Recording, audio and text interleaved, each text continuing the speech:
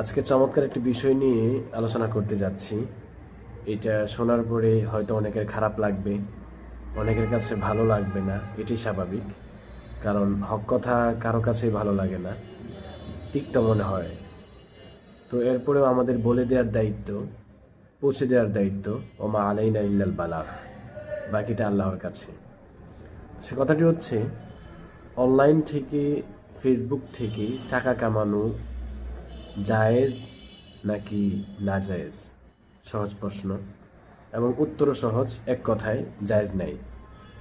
ফেসবুকের মাধ্যমে যে টাকা ইনকাম হয় এটা সম্পূর্ণ নাজায়েজ, এটাই ফতোয়া যে যাই বলুক, এবং এটা সম্পূর্ণ হারাম।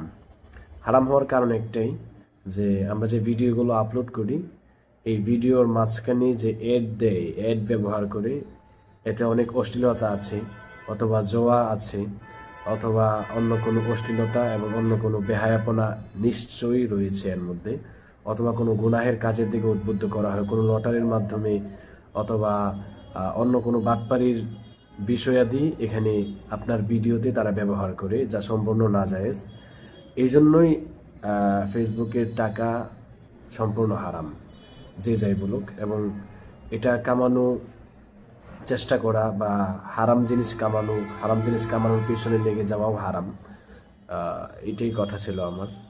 তো আল্লাহ সুবহানাহু ওয়া তাআলা আমাদের সবাইকে বুঝার তৌফিক দান করুন, এবং আমরা যেন হারাম কামাই থেকে বেঁচে থাকতে পারি এবং হালাল রিজিক খেয়ে থাকতে পারি জীবনের শেষ দিন পর্যন্ত। আল্লাহ তাআলা আমাদের সবাইকে তৌফিক দান করুন।